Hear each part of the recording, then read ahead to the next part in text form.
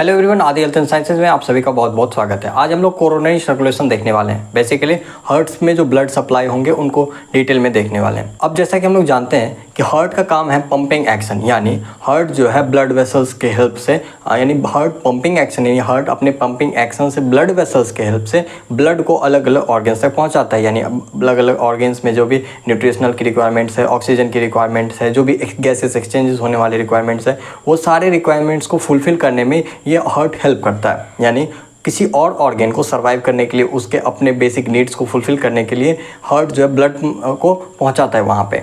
ये तो हम लोग जानते हैं ऑलरेडी।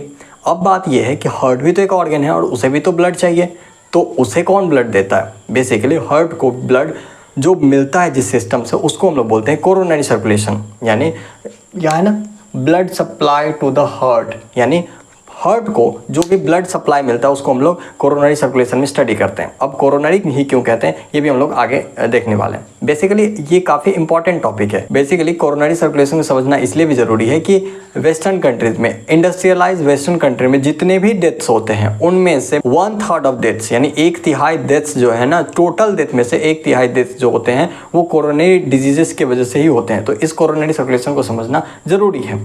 तो हम लोग आज के क्लास में उसी को बहुत अच्छे तरीके से देखने वाले हैं। तो चलिए शुरू करते हैं।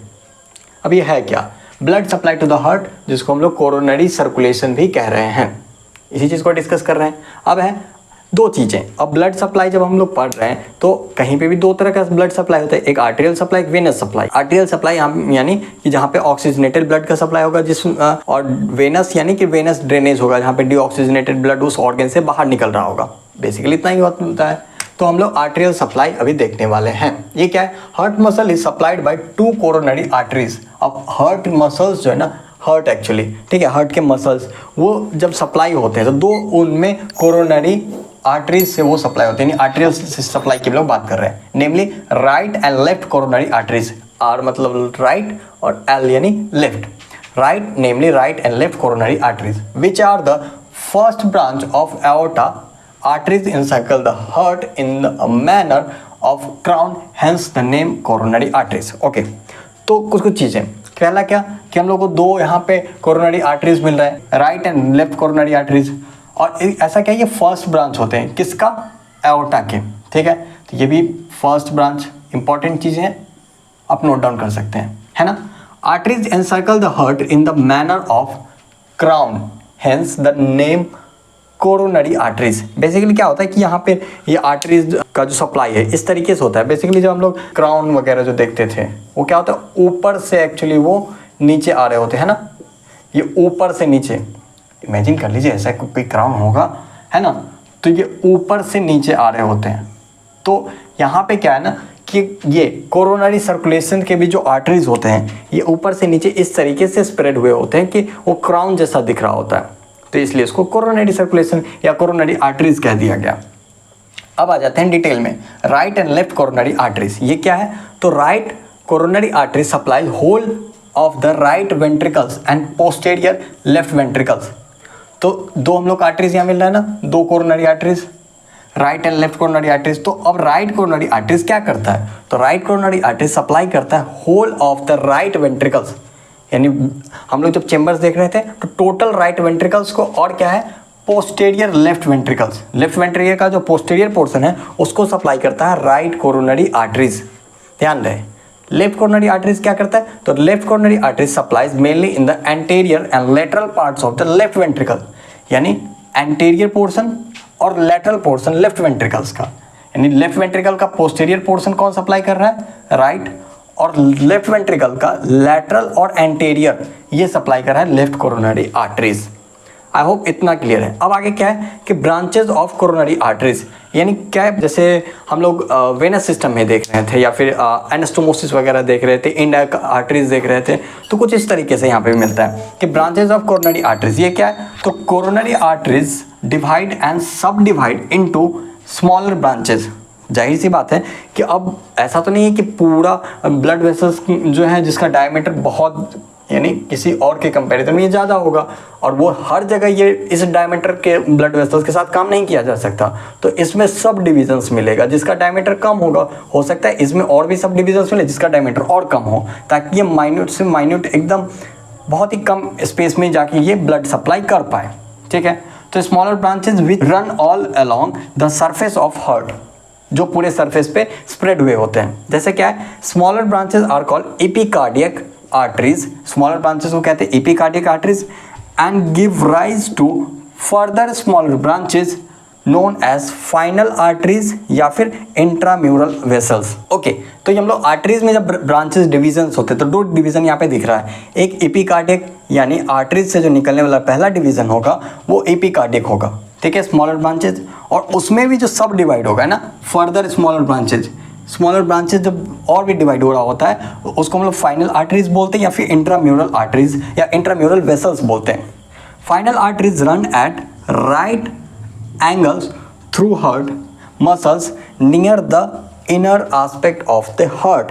बेसिकली जो ये इंट्राम्यूरल वेसल्स है या फिर फाइनल आर्टरीज है ये राइट एंगल पर ट्रेवल कर रहा होता है, यानी इंटरनली डेप्थ में जो ना वो कुछ ऐसे ऐसे ऐसे ऐसे या ये ट्री जैसा कंसेप्ट बना करके वो इंटरनली हार्ट के मसल्स में वो ट्रैवल करता है और फिर ब्लड सप्लाई करता है। ओके, तो आर्टेरियल सप्लाई देखने के बाद अब हम लोग वेनस ड्रेनेज देखने वाले हैं, यानी ऐसे समझिए कि ऑक्सीजनेटेड ब्लड जो सेल्स में पहुंचा है, अब उस सेल्स में अलग अलग प्रोसेस मेटाबॉलिज्म वो सारे होने के बाद वहाँ पे कार्बन डाइऑक्साइड का भी तो फॉर्मेशन हुआ ना, यानी वेस्ट मटेरियल जो डीऑक्सीजनेटेड ब्लड हो चुका है वहाँ पे, तो डीऑक्सीजनेटेड ब्लड भी तो बाहर अब निकलेगा, तो कैसे निकलेगा, तो उस निकलने के लिए सिस्टम है यहाँ पे वेनस ड्रेनेज। वो क्या है, तो from heart muscles is by 3 types of vessels, 3 vessels यहाँ पे देखने को मिलते हैं जो वेनस ड्रेनेज में पार्टिसिपेट करता है और क्या है कि डीऑक्सीजनेटेड ब्लड को हार्ट से बाहर निकालता है। तो ये क्या है, तो पहला coronary sinus, it is the larger when drainage 75% of total coronary flow. Okay, it drains blood from left side of the heart and opens into right atrium near tricuspid valve. Okay, तो पहला मिलता है हम लोग को coronary sinus. Basically क्या है कि 3 या 4 जो भी डिस्कस हम कर भी रहे हैं, तो मेजॉरिटी ऑफ केसेस या मेजॉरिटी ऑफ स्टूडेंट्स से आप अगर पूछे कि वेनस ड्रेनेज में आप नाम बताइए तो उन्हें सिर्फ एक नाम अच्छे से याद होता है, कोरोनरी साइनस। इसके बाद पता नहीं होता है क्यों ये होता है, तो क्या है कि मेजॉरिटी ऑफ जो ड्रेनेज है वो यहीं से हो रहा होता है, तो जाहिर सी बात है कि यही चीज़ें याद ज़्यादा रहती है। तो 75% तो जो वेनस वेन है यानी वेनस ब्लड है वो यहाँ से ड्रेनेज होता है। और ये कहाँ निकलता है एक्चुअली, तो drains blood from left side of the heart opens into right atrium near tricuspid valve. जब हम लोग हार्ट का डायग्राम देखे तो उसमें देखे थे कि राइट एट्रियम और राइट वेंट्रिकल्स के बीच में ट्राइकास्पिड वाल्व था। तो यहाँ पे क्या कह रहा है कि जो left side of venous drainage है ना, लेफ्ट साइड, वो वाला ब्लड यानी ये डी और लेफ्ट साइड का कौन सा ब्लड,